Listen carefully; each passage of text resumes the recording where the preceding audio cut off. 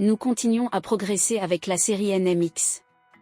Il s'agit de matrices allant de 8 canaux d'entrée et de sortie analogiques, avec des ports DSP et GPIO, jusqu'à 16 canaux d'entrée et de sortie, plus 16 canaux d'ent.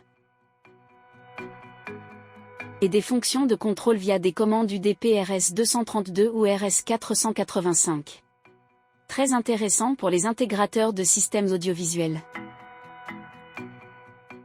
Le contrôle de ces matrices peut se faire depuis Android, iOS ou PC.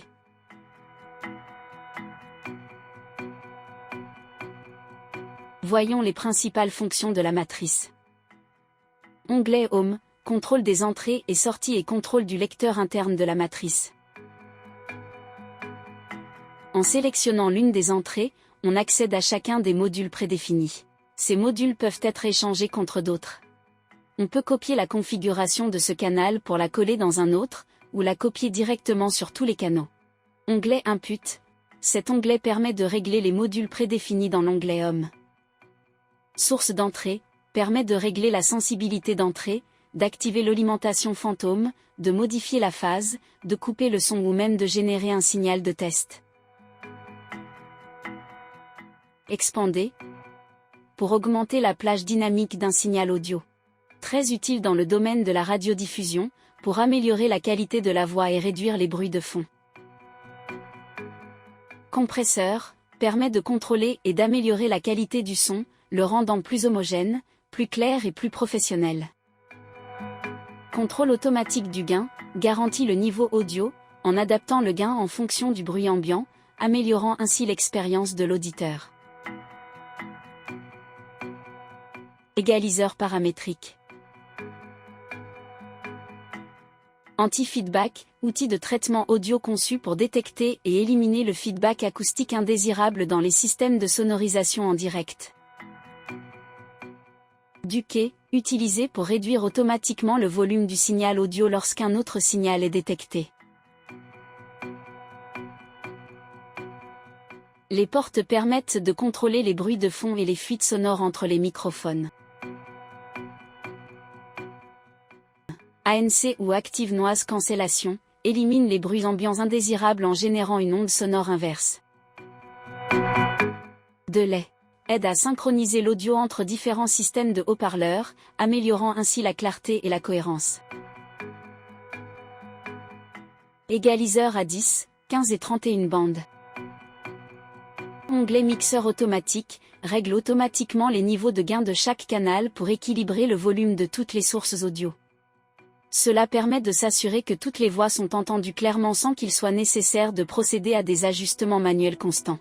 AEC ou Acoustic Echo Cancellation, annulation de l'écho acoustique. Cet onglet est conçu pour éliminer ou réduire l'écho qui peut se produire dans les systèmes de communication bidirectionnels, tels que les vidéoconférences, les appels vocaux et les systèmes d'interphone. Onglet en ou suppression automatique du bruit.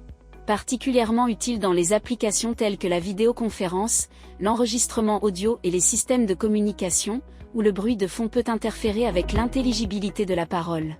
Onglet matrice. Cet onglet permet d'affecter des canaux d'entrée à des canaux de sortie.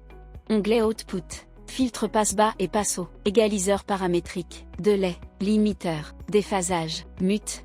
Onglet Meter. Nous pouvons voir le niveau de signal de toutes les entrées et sorties.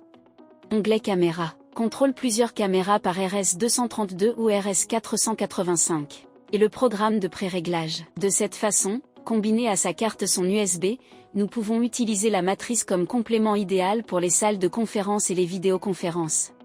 USB.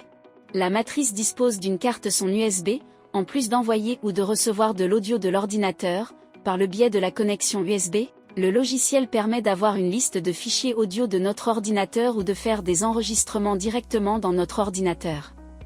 Contrôle GPIO. Attribuer des actions à chaque port GPIO, tels que le changement de présélection, le changement de volume, la sélection d'une entrée, etc. Créer des groupes et différencier-les par couleur pour effectuer des actions ensemble. Relier deux canaux pour les gérer comme s'ils n'en formaient qu'un.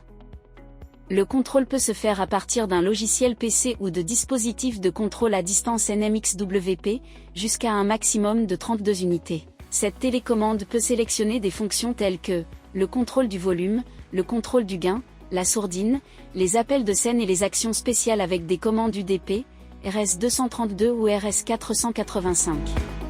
Nous pouvons également utiliser TAB 10-16, une tablette Android entièrement configurable et personnalisable avec les différentes options offertes par le système.